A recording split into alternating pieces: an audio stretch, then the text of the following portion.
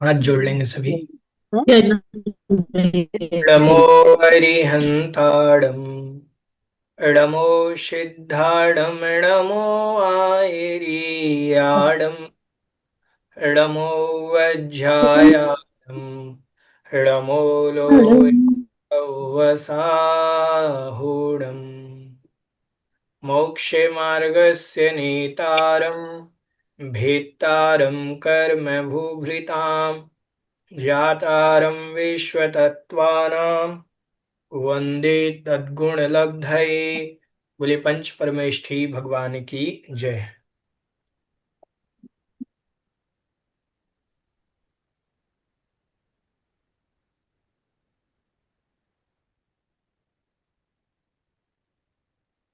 चलिए, अपन विषय देख रहे थे 143 नंबर तक अपना विषय हो गया था। पेज नंबर निकाल लीजिए 144, गद्यांश नंबर 348। ठीक है।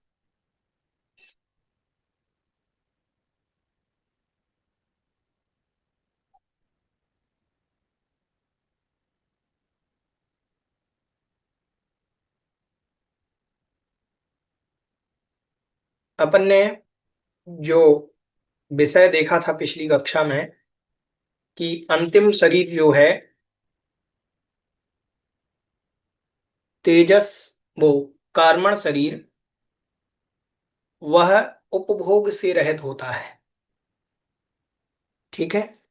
इन्होंने उपभोग की परिभाषा दी थी कि इंद्रियों के माध्यम से होने वाले जो कार्य हैं वह उपभोग कहलाते हैं। ठीक है। और तेजस शरीर जो है, अपन ने इसके विषय में भी चर्चा करी थी कि वो भी उपभोग से रहित है। यहां तक किन्हीं का कोई प्रश्न तो नहीं है। हमने आपको बतलाया था द्विपायन मुनि के बारे में कि द्विपायन मुनिराज तेजस शरीर के निमित्त से निरुपभोग कहने के कारण उन्हें देवायु का भी बंद कहा गया है, क्योंकि वो मुनि थे। और यदि संक्लेश परिणामों से मरण हुआ है तो छठे गुण स्थान में उनके नरकायु का बंध नहीं हुआ है। ये बात बहुत अच्छे से समझ लें। ठीक है। सातवें नरक में उनके जाने का प्रमाण मिलता है। अब सातवें नरक में कौन जाएगा? जाएगा तो मिथ्या दृष्टि, सम्यक दृष्टि तो पहले नरक से आगे जा नहीं सकता। ठीक है। अगर द्विपायन मुनि नरक गए हैं, सातवें नरक का वर्णन आता है, तो वो मिथ्यात्व गुण स्थान में होकर के उनने आयु का बंध किया, तब नरक गए। छठे गुण स्थान में जब पुतला ने सारी नगरी को जलाया था, तब उन्हें किसी भी प्रकार की आयु का बंध नहीं हुआ। ठीक है। नहीं तो सातवें नरक में जाना उसका फल नहीं हो सकता, क्योंकि वह निरुपभोग है। वो स्वाभाविक प्रक्रिया है, वो स्वभाव से होता है। ठीक है। उसको वैसे ही जानना चाहिए। ठीक है। ऐसा। आगे बढ़ते हैं। 348 नंबर का गद्यांश। एवं तत्र उक्त लक्षणेषु जन्मसु अमुनि शरीराणि प्रादुर्भवन्ति, प्रादुर्भावम् आपद्यमानि किम अविशेषेण भवन्ति उत्कश्चित् अस्ति प्रति विशेषा इति यतः आह। करें एवं तत्रोक्त लक्षणेषु, वहां पर कहे हुए लक्षणों में, जन्मसु मतलब जन्मों के, अमुनि शरीराणि प्रादुर्भावम् आपद्यमानानि, अब वह कौन कौन से जो शरीर के माध्यम से कौन से जन्म कौन से शरीर का होता है, ये अपन को जानना है। किम अविशेषण भवंती, कि उसमें क्या विशेषता है। उतः अथवा कोई विशेषता, प्रति विशेषता, कोई विशेषता नहीं है, या उनमें कुछ विशेषता है, इसीलिए अगला सूत्र कह रहे हैं। गर्भ सम्मूलनज माध्यम, गर्भ सम्मूलनज माध्यम, गर्भ सम्मूलनज माध्यम, गर्भ सम्मूलनम,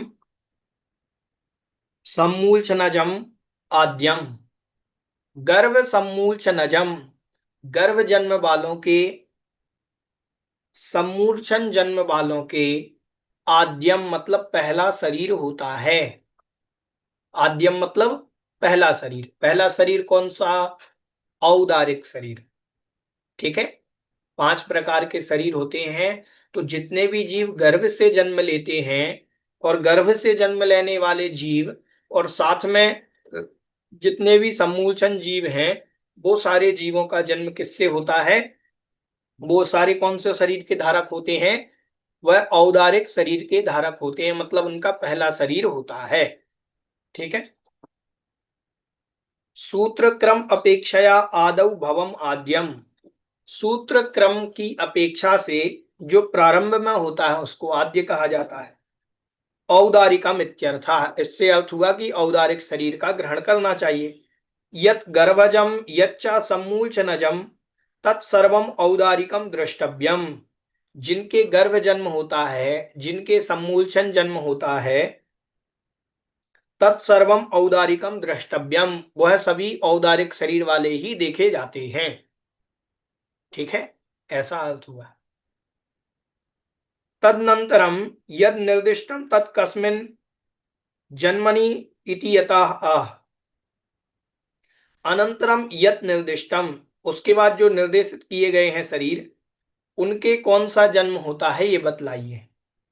तो औपपादिकम वैक्रियकम, औपपादिकम वैक्रियकम, औपपादिकम मतलब उपपाद जन्म वालों के, वैक्रियकम मतलब वैक्रियक शरीर होता है। उपपाद जन्म वाले कौन कौन कहे गए थे? देव नारकाणाम उपपादः, देव और नारकी जो जीव है, इन जीवों के वैक्रियक शरीर होता है। कौन सा शरीर होता है? वैक्रियक शरीर। समझ में आ गया? यदि औपपादिकम वैक्रियकम अनौपपादिकस्य वैक्रियत्व अभावाति यतः, क्या जिनके उपपाद जन्म नहीं होता तो क्या उनके वैक्रियक शरीर नहीं होता? तो कह रहे हैं लब्धि प्रत्ययम च, लब्धि प्रत्ययम च, च मतलब और, लब्धि प्रत्ययम, लब्धि प्रत्यय निमित्तक भी है।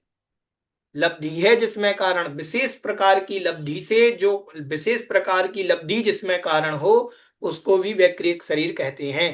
मतलब ऐसा नहीं कि उपपाद जन्म वालों को ही ये शरीर मिलते हैं, विशेष प्रकार की लब्धि से भी ये शरीर प्राप्त हो जाता है। कौन सा शरीर? वैक्रियक शरीर। चा शब्देन वैक्रियम अभिसंबंध्यते, चा शब्द का मतलब है वैक्रियक शरीर लब्धि निमित्तक भी होता है, ऐसा अर्थ हुआ। तप विशेषात रिद्धि प्राप्ति लब्धि, तप, तपो विशेषात, तप की विशेषता से रिद्धि प्राप्ति, जो रिद्धि की प्राप्ति हो जाती है, उसको लब्धि कहते हैं। ठीक है, लब्धि क्या है? यहां लब्धि का तात्पर्य है जो तप के माध्यम से हमारे लिए विशेष उपलब्धि हुई है, उसको लब्धि यहां पर कहा गया है। रिद्धि जो प्राप्त हुई उसको लब्धि कहा है। ठीक है, तो अणिमा महिमा आदि जो रिद्धियां हैं मुनिराजों को होती हैं, वो जो रिद्धियों के माध्यम से कार्य करते हैं, वो भी वैक्रियक शरीर होता है, ऐसा जानना। ठीक है, वह लब्धि निमित्तक भी है, मतलब तप के माध्यम से भी प्राप्त होता है वैक्रियक शरीर।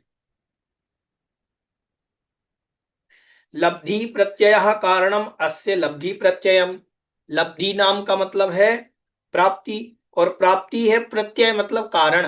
प्राप्ति में जो कारण है उसको लब्धि प्रत्यय कहते हैं। ठीक है, वैक्रियकम लब्धि प्रत्ययम च भवति इति अभिसंबंध्यते, मतलब वैक्रियक शरीर लब्धि निमित्तक भी होता है, मतलब रिद्धि आदि के माध्यम, तपोबल के माध्यम से भी प्राप्त किया जा सकता है, ऐसा अर्थ हुआ। हाँ रुचि जी।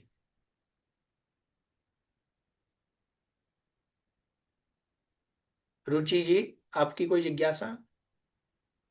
हाँ जी। भैया जी, इसका मतलब ये हुआ कि देव और नारकी का तो वैकृत शरीर होता ही है, हाँ और जी, जो तप विशेष के द्वारा जो मुनिराजों को रिद्धि प्रकट हो जाती है, तो उनका शरीर भी फिर वैकृत शरीर कहलाएगा उस अपेक्षा से। देखो, वैक्रिक शरीर, लब्धि का तात्पर्य होता है शरीर की लब्धि वैक्रिक रहेगी, वो प्रयोग में जब लाएंगे वो तब वैक्रिक शरीर काम करेगा, बाकी के हम्म। समय औदारिक शरीर रहेगा। हाँ, मतलब जब प्रयोग करना चाहेंगे तब काम हाँ करेगा। तब, तब अच्छा। वैक्रिक शरीर कहलाएगा। ठीक है, अच्छा, ठीक है भैया जी। ऐसा। मोनिका जी, मोनिका जी आपकी भी कोई जिज्ञासा है क्या? हाँ जी। हाँ जी। हाँ जी। जय जी भैया जी। जय जिनेन्द्र। हाँ जी भैया, विद्याधरों का शरीर कैसा होता है? विद्याधरों का शरीर औदारिक होता है, वो तप बल आदि के माध्यम से विक्रियाएं रिद्धियां प्राप्त कर लेते हैं। ठीक है, होता तो कैसा है, होता तो औदार्य की है, क्योंकि वो मनुष्य हैं अपनी तरह, लेकिन वो विद्याएं प्राप्त कर लेते हैं, कुछ उन्हें जन्मजात विद्याएं मिलती हैं, कुछ विद्याएं तपोबल से प्राप्त करते हैं, ऐसा जी जान। भैया जी। ठीक हाँ, है, ठीक है भैया। फिर कह रहे हैं किम एतत् एव लब्धि अपेक्षा अपेक्षम उता अन्यत अपि अस्ति इति यतः। क्या यही शरीर अकेला लब्धि निमित्तक है, अन्य भी होते हैं क्या? तो कह रहे तेजस्मपि, तेजस्मपि, तेजसम अपि, तेजस शरीर भी लब्धि निमित्तक होता है। ठीक है, अपि शब्देन लब्धि प्रत्ययम अभिसंबध्यते, अपि शब्द से लब्धि प्रत्ययम ऐसा संबंध कर लेना चाहिए कि तेजस्मपि लब्धि प्रत्ययम, तेजस्मपि लब्धि प्रत्ययम भवति इति, तेजस शरीर भी लब्धि निमित्तक होता है, तेजस शरीर भी तपोबल आदि के माध्यम से तेजस रिद्धि आदि प्राप्त की जाती है। हाँ शीला जी।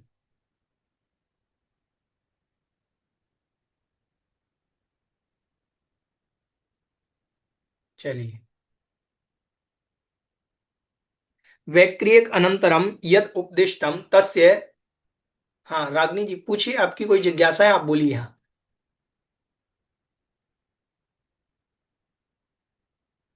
आवाज नहीं आ रही है, अनम्यूट करके बोले।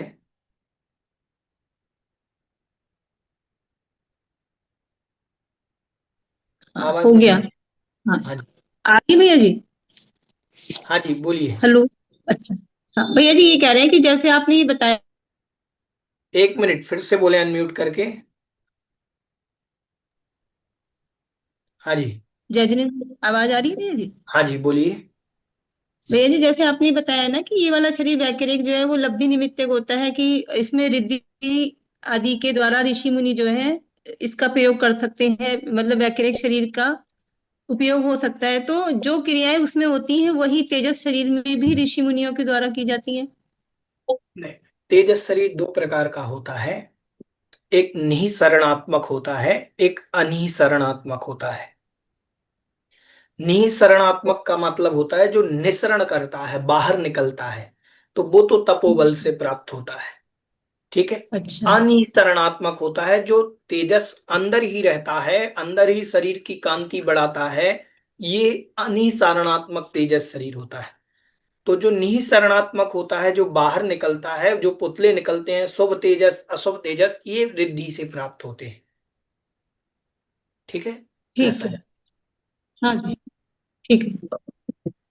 मनीषा जी। जय चिन्ह भैया जी। हाँ जी, भैया जय जी, जय। लब्धि प्रत्यम वाला समझ में नहीं आया, लब्धि से क्या मतलब है?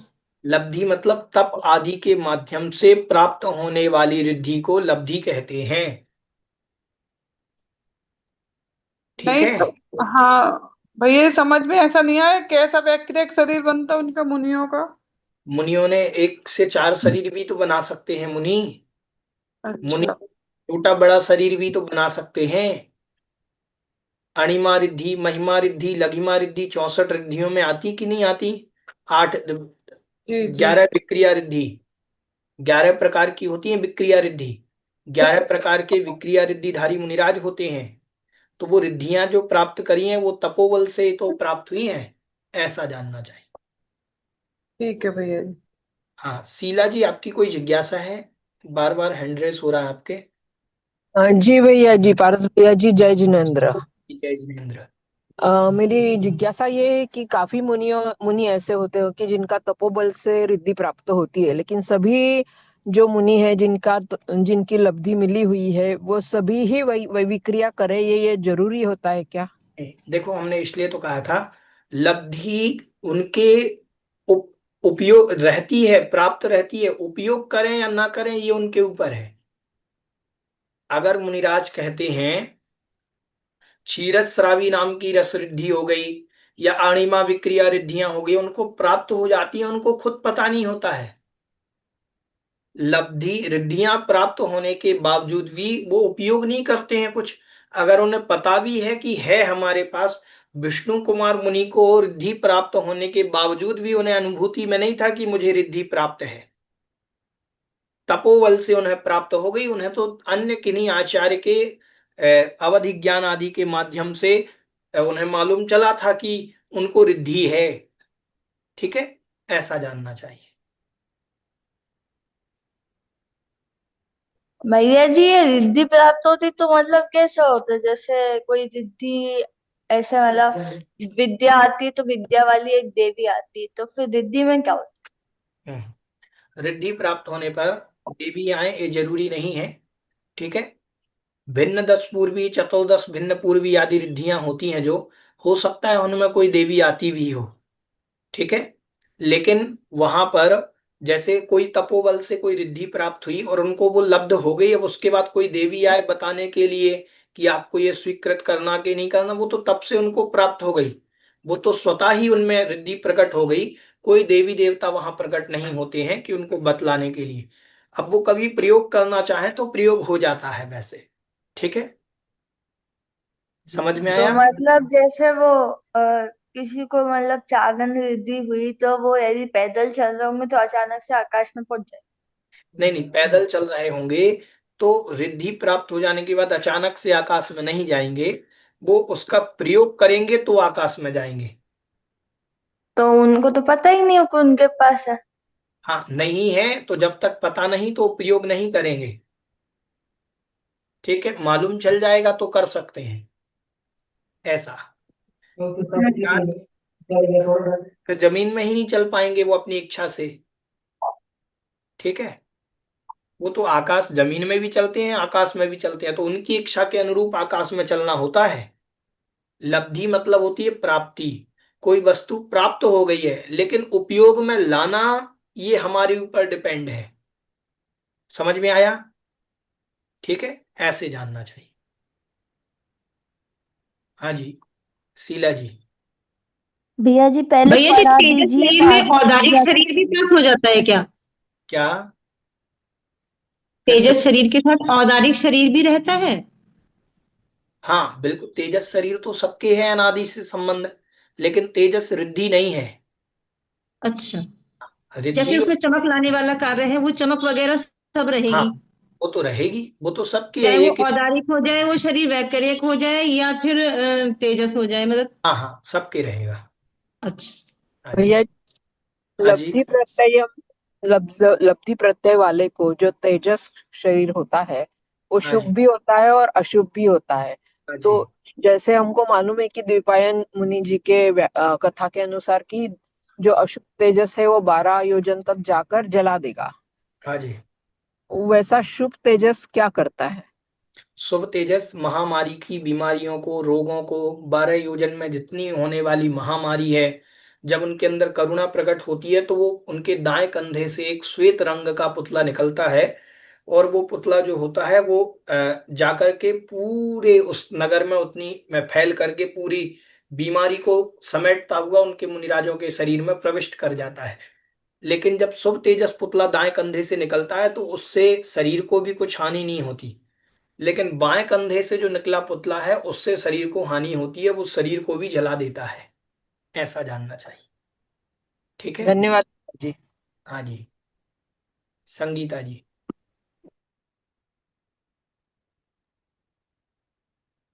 भैया जी पहले पढ़ा दीजिए, बाद में जिज्ञासा पूछिए। नहीं नहीं, पूछ लीजिए, कोई दिक्कत नहीं है। जय हाँ जगन्नाथ भैया जी। हाँ भैया जी जी मैं ये बोल रही कि जो नारकियों का शरीर होता है वो बैक्क्रियक शरीर होता है, हाँ जी, और ये बैक जो क्रिया है ये रिद्धियों से प्राप्त होती हैं, तो वो अलग अलग होता होगा ना? हाँ, दोनों अलग हैं। एक तपोबल से मिलना रिद्धि, नारकियों को अवधि ज्ञान जो है वो जन्मजात मिलता है। ऐसे वो उनको कुअवधि बैक्टीरिया ज्ञान होगा, हाँ, कुअवधि ज्ञान। नहीं नहीं, सम्यक दृष्टि होंगे तो अच्छा होगा, अच्छा। सुअवधि होगा। तो तात्पर्य है कि अवधि ज्ञान, कुअवधि अवधि ये मैटर नहीं करता, मतलब भाव प्रत्यय अवधि ज्ञान उनको होता है। जैसे जन्मजात उनके अवधि ज्ञान होता है, वैसे जन्मजात बैक्टीरियक शरीर होता है। लेकिन यहाँ आकर के जैसे हम अवधि ज्ञान के लिए तपबल आदि के माध्यम से हम अवधि ज्ञान प्राप्त करते हैं मुनिराज, ठीक है, ऐसे ही तपबल से बैक्टीरियक शरीर आदि भी मिल जाते हैं, विक्रियाएं रिद्धि प्रकट होती है। ऐसा अंतर है दोनों में। जी भैया। भैया जी नारकियों की जो क्रियाएं हैं वो शुभ क्यों कही गई, जब वो कैसी? नारकी जी में थे? हाँ, कैसी शुभ कही गई क्रियाएं? हाँ वही ना, कि इनको ऐसे क्यों कहा गया कि नारकियों की क्रियाएं शुभ शुभ थोड़े ना होंगी उनकी क्रियाएं, जब नहीं वैक्रिक यहाँ शरीर बना रहे हैं तो बैक्टीरियक अशुभ शरीर, क्रियाएं करेंगे भाई? बैक्टीरियक शरीर भी दो प्रकार के होते हैं। एक पृथक विक्रिया, एक अपृथक विक्रिया। पृथक अच्छा। विक्रिया का तात्पर्य होता है अपने शरीर से अलग बना करके विक्रिया कर सकते हैं, एक दूसरा शरीर भी बना सकते हैं। जैसे चक्रवर्ती अपने शरीर के 96,000 रूप बना सकता है, ठीक है। सौधर्मेंद्र आदि अपने शरीर के कई रूप बना सकते हैं, ये पृथक विक्रिया कहलाती है। लेकिन नारकी जीव अपृथक विक्रिया करते हैं, वो अपने शरीर के एक शरीर को चार नहीं बना सकते, शरीर एक ही रहेगा। उसी शरीर में हाथ को हथियार बना लेंगे, तलवार बना लेंगे, कोई उसी शरीर से वो पक्षी बन जाएंगे, उसी शरीर से वो गिद्ध बन जाएंगे। इस तरीके से स्वयं के शरीर में परिवर्तन करते हैं। वो अशुभ अशुभ रूप होता है। अशुभ रूप से तात्पर्य तो होता है वो जो विक्रियाएं होती हैं वो लड़ने झगड़ने के लिए ही है वहां। अच्छा अच्छा, ठीक ठीक। है, ठीक, ऐसा। धन्यवाद भैया। हाँ जी, आराध्या जी। भैया जी हमारे पास बहुत सारी जिज्ञासा है। एक तो ये है कि ये तीर्थंकरों को जन्म से अवधि ज्ञान होता है, तो फिर उनको जब वैराग्य प्रकट होता है तो उनको वो कारण क्यों चाहिए होता है? उन्हें तो पहले से पता होना चाहिए कि हमारे पिछले भव में ये हुआ था, तो हमें वैराग्य कर लेना चाहिए। ठीक है, ध्यान से सुनो। जब किन्हीं को अवधि ज्ञान होता है तो अवधि ज्ञान क्या है? एक रिद्धि है। वो उनके लब्धि में तो है, उपयोग में नहीं रहती हर समय। लब्धि और उपयोग दोनों में बहुत अंतर होता है। उनको अवधिक ज्ञान है लेकिन वो बुद्धि ले जाएंगे अवधिक ज्ञान पर तो जाएगी, स्वयं से नहीं जाती। जैसे कोई मान लो अवधि ज्ञानी मुनिराज हैं, अवधिक ज्ञानी मुनिराज फिर सामायिक ही नहीं कर पाएंगे। उन्हें तो वो 250 कोस तक जितना उनका अवधिक ज्ञान है उन्हें वो दिखता रहेगा, फिर हमेशा हमेशा नहीं दिखता है। उपयोग ले जाएंगे तो दिखेगा, नहीं तो वो इस कमरे में बैठे, कमरे से बाहर भी उनको दिख रहा है, वो तो दिखता रहेगा, फिर सामायिक कैसे करेंगे? ऐसे ही तीर्थंकरों को अवधि ज्ञान जन्म से होता है, लेकिन वो अपनी बुद्धि जो है अवधि ज्ञान पर नहीं लगाते हैं। लगाएंगे तो उन्हें ज्ञान रहेगा सबका, वो लगाते नहीं हैं। जब कोई पूछने आता है कुछ विशेष बात तो बतला देते हैं अवधि ज्ञान लगा करके, और जब भोगों में मस्त हो जाते हैं तो वो उपयोग में लब्धि रूप तो होता है वो अवधि ज्ञान, उपयोग में नहीं आता। उपयोग में नहीं आता तो फिर देवता लोग संबोधन करने आएंगे, उनको समझाने आएंगे कि तुम्हें वैराग्य करना है, तुम्हें घर छोड़ना है, ये सारी चीजें प्रक्रियाएं फिर बाद में होती हैं, ठीक है। तो एक लब्धि होता है, एक उपयोग होता है। तो लब्धि तो होती है, उपयोग में लाना पड़ता है। समझ में आ गया? ऐसे। और फिर वो तेजस शरीर सबका होता है, तो फिर जो अफ्रीकन लोग होते हैं वो तो काले होते हैं, तो उनका तेजस शरीर कैसे? हाँ, काले गोरे से नहीं होता, काला कुत्ता भी होता है, लेकिन कितना प्यारा लगता है। मान लीजिए काले बाल होते हैं तो अच्छे लगते हैं, लगते कि नहीं लगते? और सफेद बाल हो जाए, सफेद बाल बुरे लगने लगेंगे। ऐसा नहीं है। अफ्रीकन लोग, उनके शरीर की कांति तो होती ना, कुछ तो चमक होती, काली मिट्टी भी चमकती, काला पत्थर भी चमकता है। काले रंग के पार्श्वनाथ भगवान के पत्थर में चमक है कि नहीं है? तो ये तात्पर्य उसी चमक से नहीं है कि इस प्रकार की चमक दिखे, वो अच्छा तेजस्वी दिखे। हर चीज की, हर वस्तु की अपनी अपनी लिमिटेड रूप चमक होती है। पृथ्वी का एक वो भी है, लेकिन सूर्य चंद्रमा भी पृथ्वी का एक है, वो तो इतना चमकते हैं कि उनका प्रकाश तक फैलता है। ठीक है, तो सबके अपने अपने क्षयोपम से अपनी अपनी चमक होती है, ऐसा जानना चाहिए। ठीक है, जैसे सूर्य को अपन देख नहीं पाते लेकिन चमक तो होती है, फिर अपन तीर्थंकर में भी तो अपन कहते करोड़ों सूर्यों जैसी चमक होती है, तो क्या फिर तो उनको अपन कभी देख ही नहीं पाएंगे उनका चेहरा। तो चमक का तात्पर्य है उनका ऐसा चमक उनमें होती है, लेकिन उनकी चमक चुभती नहीं। ठीक है, तो जो आपने कहा अफ्रीकन लोग वगैरह होते हैं, उनकी शरीर की कांति अपना अपना तेजस शरीर है। काला शरीर है तो काले शरीर से ऐसा नहीं समझना कि वो चमक नहीं है, उनके शरीर की भी तो कांति है। ठीक है, ऐसा जानना।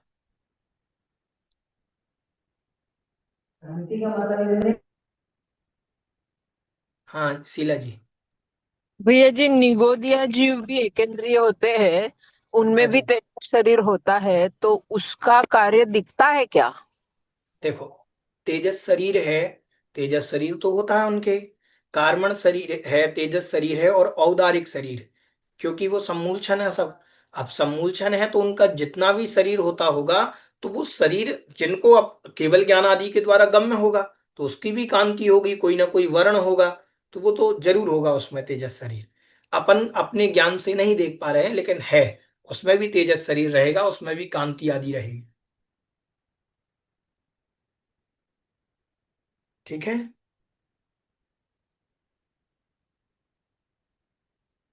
चलिए।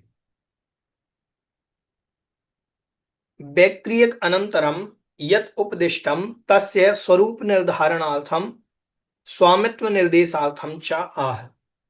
अब वैक्रियक शरीर के बाद क्रम आया आहारक शरीर का, तो कह रहे हैं शुभम विशुद्धमव्याघाती चाहारकम प्रमत्त संयतस्येव। शुभम विशुद्धमव्याघाती चाहारकम प्रमत्त संयतस्येव। शुभम मतलब शुभ रूप, विशुद्धम मतलब विशुद्ध, अव्याघाती व्याघात से रहित, चा मतलब और, आहार का मतलब जो आहारक शरीर होता है, प्रमत्त संयत व प्रमत्त संयत के ही होता है। ठीक है, देखें, कह रहे हैं शुभम कारणत्वात् शुभ व्यपदेश, शुभ का कारण होने से उसको शुभ कहा है। ठीक है, शुभ का कारण होने से उसको शुभ कहा है, ऐसा। शुभ कर्मण आहार काय योगस्य कारणत्वात् शुभः इति उच्यते अन्यस्य प्राण व्यपदेशवत्। शुभ कर्मण, शुभ कर्मों का आहार काय योग का कारणत्वात्, आहार काय योग जो है शुभ कर्मों का कारण होने के कारण उसे शुभ कहा गया है।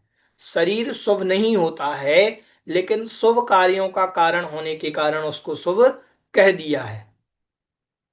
जैसे अन्नस्य प्राण व्यपदेशवत्, अन्न को प्राण कहा गया है।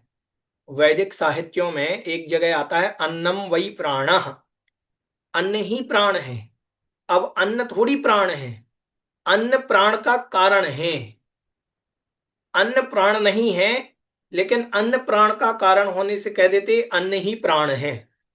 जल ही जीवन है, जल जीवन नहीं है, जल से जीवन है, जल ही जीवन है।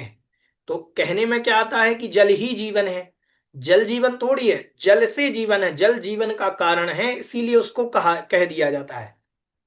ठीक है, ऐसे ही आहारक शरीर शुभ नहीं है, लेकिन शुभ कार्यों का कारण है, इसीलिए उसको शुभ कह दिया गया है। ठीक है, ऐसा कहना चाह रहे हैं।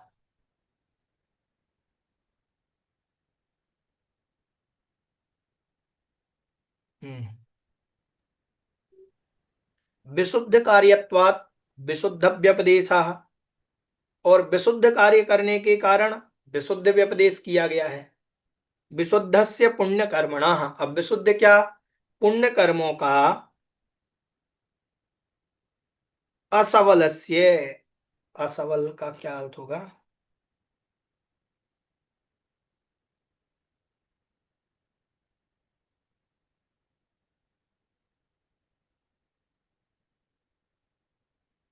ये असवलस्य एक बार देखना पड़ेगा मुझे। विशुद्धस्य पुण्यकर्मणः, विशुद्ध पुण्य कर्म का,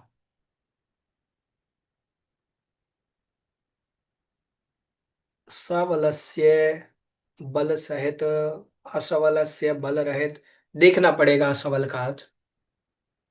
निर्वध्यस्य, निर्वध्य मतलब पाप से रहित, उसके कार्यत्वात् कार्य होने से, विशुद्धम इति उच्यते, विशुद्ध ऐसा कहा जाता है।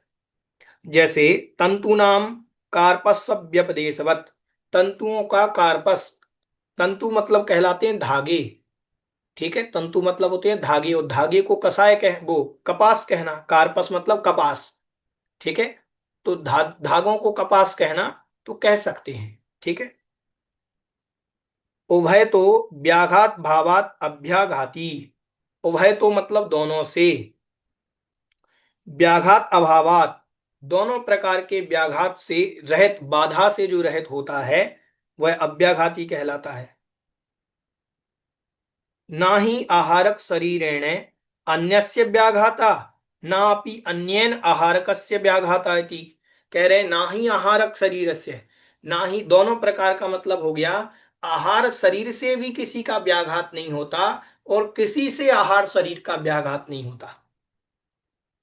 समझ में आया कि नहीं आया?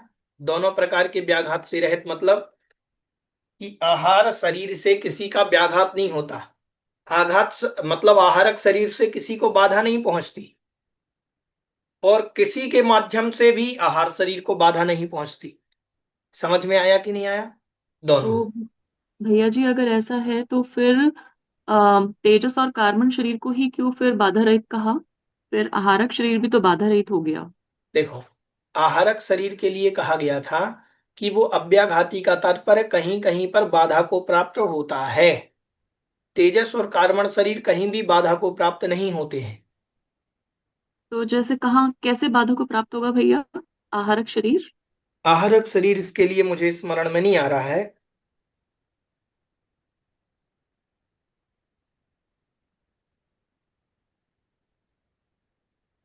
देखना पड़ेगा एक बार इस विषय को भी, ठीक है, मैं लिख लेता हूं। ये सारे विषय स्मरण में थे, अब ये बहुत लंबे समय बाद पढ़ाते हैं तो याद नहीं रहते हैं। भैया जी, हाँ नीचे जी, भी इसमें प्रकरण आ रहा है। जैसे कि जो एक आंसू में पुतला निकलता, कहीं वो तो नहीं है बाधा किस का कारण? ऐसा तो नहीं दिया है। हाँ जी, बोलिए। अशुभ, अशुभ है पुतला निकलता ना, एक शुभ पुतला निकलता है, दो पुतले निकलते हैं आहारक शरीर से। नहीं नहीं, वो तेजस शरीर के हैं, आहारक शरीर के नहीं है। आहारक शरीर हमेशा शुभ रूप होता है, शुभम लिखा ना, अच्छा। ठीक है, ऐसे देखें, भैया देखते हैं जी हाँ जी, नीचे भी तो दिया है भैया जी, क्या दिया है? हिंदी में दिया हुआ है ना नीचे। क्या दिया है? हाँ, दिया है ना स्पष्ट कि व्याघात से रहित होता है, लेकिन उनको, उनका प्रश्न ये है कि जैसे आपने तेजस और कार्बन शरीर को अव्याघात अप्रतिघाती कहा तो इसको भी कह देते, तो उन्होंने वहां पर उत्तर तो दिया था कि नहीं, सर्वत्र अव्याघाती होना चाहिए, और सर्वत्र अव्याघाती में अगर आहारक शरीर का कहीं व्याघात होता है तो वो कहाँ होता है ये जानने योग्य। हाँ जी, शीला जी। हाँ, तो यहाँ पे भैया जी मुझे इतना समझ में आ रहा है कि आहारक शरीर जो है वो सूक्ष्म और बादर किसी से भी व्याघात को प्राप्त नहीं होता। हाँ जी, इन मतलब दो प्रकार, मतलब ये हो गए कि सूक्ष्म से भी उसको बाधा नहीं है, और बादर शरीर से भी व्याघात नहीं है, और खुद से भी व्याघात नहीं करेगा, और किसी से भी व्याघात को प्राप्त नहीं होगा। सूक्ष्म बादल शरीर ना लगाएं अपन, आपन तो इतना लगाएं क्योंकि इन्होंने सूक्ष्म और बादल दिया ही नहीं है, इन्होंने तो सिर्फ इतना कहा है कि ये किसी से बाधा को प्राप्त नहीं होता और किसी इसको कोई भी इसे बाधा को प्राप्त नहीं करा सकते, ये दो अर्थ निकाले। लेकिन क्योंकि हाँ, भैया और जी ये भैया जी फिर क्योंकि ऐसा इसको भी तो हो सर्वत्र सकता है। ओम, क्योंकि इसको सर्वत्र अव्याघाती नहीं कहा है, तो वो प्रकरण देखना पड़ेगा कि किससे व्याघात होता है इसको, ठीक है, तो लेकिन सूक्ष्म भैया और जी ऐसा बादल भी ना तो हो सकता है ना, क्योंकि आहारक शरीर जो निकलता है वो शंका का समाधान करके, ये जो मतलब जो भी उसका कार्य है वो करके फिर तो वो मतलब जहां से निकला है वहीं पे समाविष्ट हो जाता है ना। हाँ, हो जाता है ना। तो फिर उस इस वजह से कह सकते हैं। नहीं नहीं, ऐसे तो तेजस पुतला भी जहां से निकलता है वहीं समाविष्ट हो जाता है। भैया जी, एक ये हो सकता है कि मानुषोत्तर पर्वत के बाहर शायद नहीं जा सकता, इस वजह से शायद नहीं व्याघात को नहीं, प्राप्त होता है। ये सब अपन अभी को तर्क न लगाएं, क्योंकि देखो अपन जिनवाणी में पढ़े नहीं हैं, तो अपन ऐसे अनुमान से कोई भी चीज नहीं कह सकते। ठीक है, बहुत सारी चीजें होती हैं, अनुमान से तो हम भी कह दे कुछ भी, अनुमान नहीं चलता है। हाँ, अगर जब अपने आगम में कोई प्रमाण मिलेगा तो अपन देखेंगे। अनुमान से मैं ऐसा कह दूं कि ऐसा हो सकता है, तो वहां ठीक नहीं लगेगा। अपन इस प्रकार से उसको सही जो अवधारणा होगी वो एक बार देखेंगे जिनवाणी में। ठीक है। ये जी आहारक शरीर कितने जगह तक जा सकता है? आहारक शरीर जो है उसके जाने का प्रमाण तो आप मान करके चलिए कि मुनिराजों के होता है, तो अढ़ाई द्वीप ही जानना चाहिए, क्योंकि ये मुनिराजों के अलावा किन्हीं के होता नहीं। प्रमत्त संयत, तो आहार अढ़ाई द्वीप ही जानना चाहिए इसके गमन का प्रमाण। धन्यवाद। ठीक है। ये रह गया उसे यहाँ से मान लो, 2 4 ताने यहाँ तक मान लो, ये सरल रहो, ये पढ़ इसके पास। ठीक है, चलिए आगे कह रहे हैं, तस्य प्रयोजनम समुच्चयार्थः च शब्दः क्रियते। उसका प्रयोजन, तस्य प्रयोजनम समुच्चयार्थः, उसके प्रयोजन के समुच्चय के लिए चा शब्द का किया गया है। किसका प्रयोजन? आहारक शरीर। तद यथा कदाचित लब्धि विशेष सद्भावात्, सद्भाव ज्ञापनार्थम, कदाचित सूक्ष्म निर्धारणार्थम, संयम परिपालनार्थम च। देखो ये 3 उदाहरण दिए हैं, और ये हमने पहले भी आपको बताए थे कि इनके कोई आगम में उदाहरण मिलते नहीं है। इन्होंने देखो क्या लिखा, कदाचित लब्धि विशेष सद्भाव ज्ञापनार्थम, मुझे आहारक शरीर की लब्धि हो गई है, या तो इसके लिए वो निकलता है। कदाचित सूक्ष्म पदार्थ निर्धारणार्थम, कभी सूक्ष्म पदार्थ के निर्धारण के लिए, और संयम परिपालनार्थम चा, और संयम के परिपालन के लिए। ये विषय पहले भी आया था कि संयम का परिपालन कैसे होता है आहारक शरीर से, तो ये भी अपन उसका निर्णय नहीं कर पाए थे। ठीक है, इसको भी अपन देखते हैं। मतलब भैया जी, वो ये कंफर्म करने के लिए कि उनको आहारक, मतलब जो ये पहली रिद्धि वाली हुई बात है, है हाँ कि रिद्धि हुई है, इसके कंफर्मेशन के लिए। अच्छा, हाँ जी,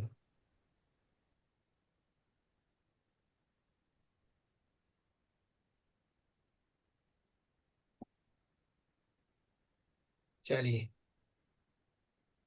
आगे कह रहे हैं, आहारकम इति प्राग उक्तस्य प्रत्ययामना।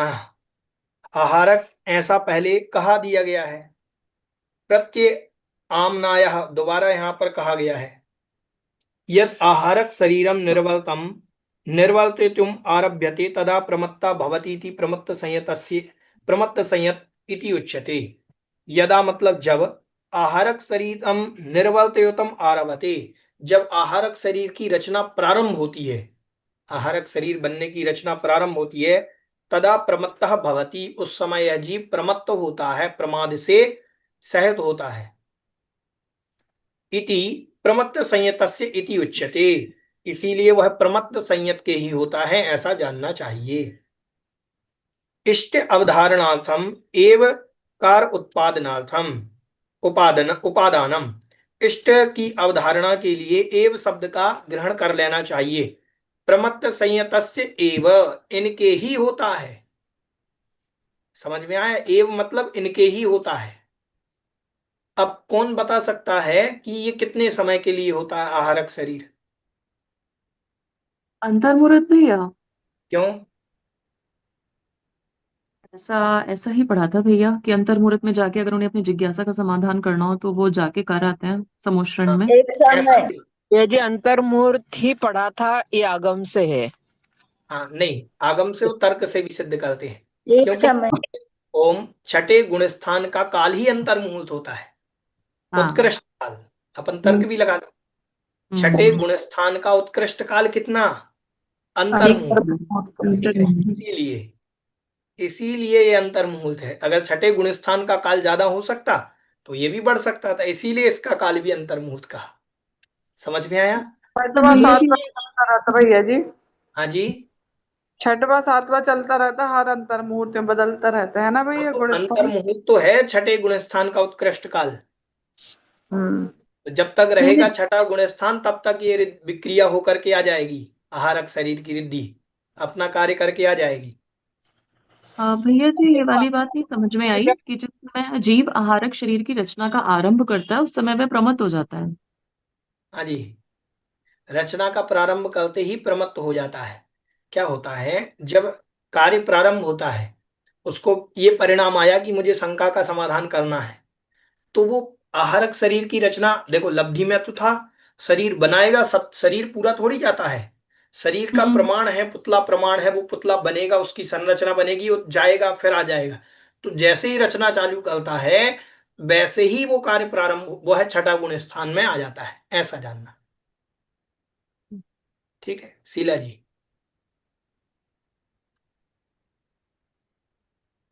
पूछते जाएं। भैया जी आपने हाँ मुझे जी। म्यूट किया था इसलिए नहीं पूछ पाई, अनम्यूट किया अभी मैंने। भैया हाँ जी जी। ऐसे छठा गुणस्थान तो ज्यादा समय तक भी रहता है ना?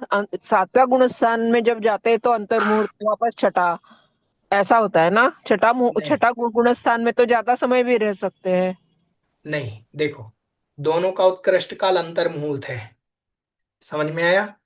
अब क्या होता है छठे सातवें गुण स्थान का, कि जितना काल सातवें गुण स्थान में लेता है उससे आधा काल, वो उससे दुगना काल छठे गुण स्थान का, फिर जितना काल छठे गुण स्थान में रहा उससे आधा काल सातवें गुण स्थान का, उससे दुगना काल, दुगने से मतलब जैसे मान लीजिए कोई जीव 2 मिनट छठे गुण, वो 1 मिनट रहा सातवें गुण स्थान में, 2 मिनट छठे में रहेगा, फिर सातवें में गया, सातवें में 5 मिनट रहा तो फिर 10 मिनट रहेगा।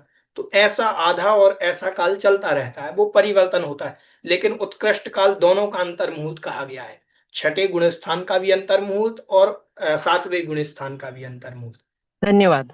हाँ जी।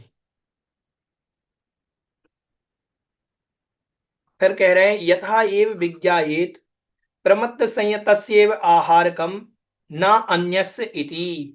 यथा एव, जिस प्रकार से यह जो एव शब्द से जाना जा रहा है कि प्रमत्त संयत के ही आहारक होता है, अन्य के नहीं होता, एव शब्द से ऐसा जान लेना चाहिए। माँ एवं विज्ञाई प्रमत्त संयतस्य आहारकम एव इति। माँ एवं विज्ञाई, ऐसा ही नहीं जानना कि प्रमत्त संयतस्य आहारकम एव भवति, प्रमत्त संयत के आहारक शरीर होता है। देखो बहुत अच्छा है, दोनों में अंतर है, दोनों लाइन में। आहारक शरीर जिनके भी होगा वो प्रमत्त संयति होंगे, लेकिन जो भी प्रमत्त संयत होंगे उनके आहारक शरीर हो ऐसा नियम नहीं है। समझ में आया?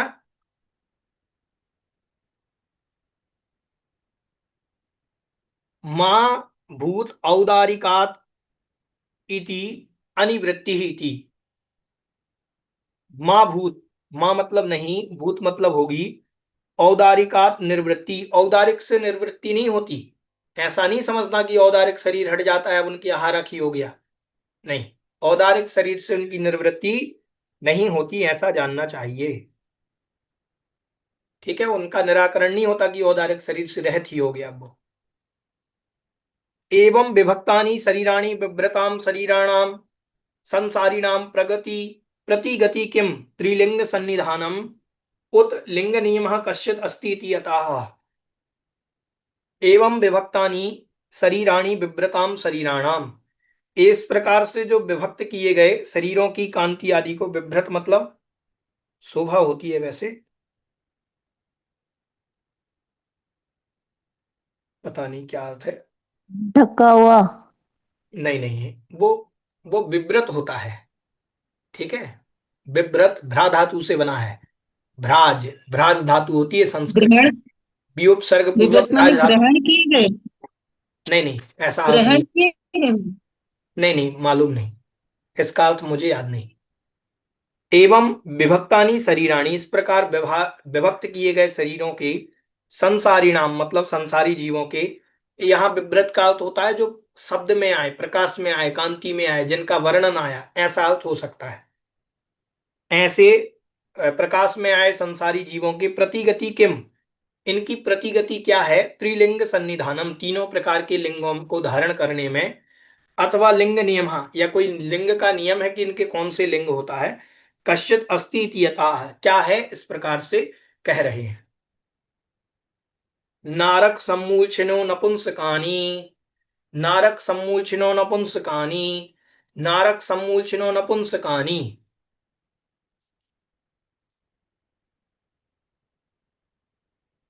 कह रहे हैं नारक और सम्मूलछन जो जीव होते हैं वो नपुंसक ही होते हैं, मतलब नारकी जीव और सम्मूलछन जीव, जो नारकी जीव होते हैं और जो सम्मूलछन जीव होते हैं वो नपुंसक होते हैं, ऐसा जानना चाहिए। ठीक है, आज बस इतना ही, कल अपन ये पूरा विषय पूरा कर लेंगे, दूसरा अध्याय। और किन्हीं की कोई जिज्ञासा हो पूछ सकते हैं। भैया जी एक जिज्ञासा थोड़ी पहले की है, दूसरे अध्याय की शुरुआत की है भैया जी। चौथे सूत्र से है, अगर आप निकालें भैया 110 पेज पे है, उसका जो विशेषार्थ है ना भैया, हाँ जी बोलिए। उसका भैया विशेषार्थ ये है कि उपशम दो प्रकार का है, कर्णोपशम और अकर्णोपशम। कर्मों का अंतरकरण होकर जो उपशम होता है वह कर्णोपशम कहलाता है। ये वाली चीज मुझे समझनी थी भैया।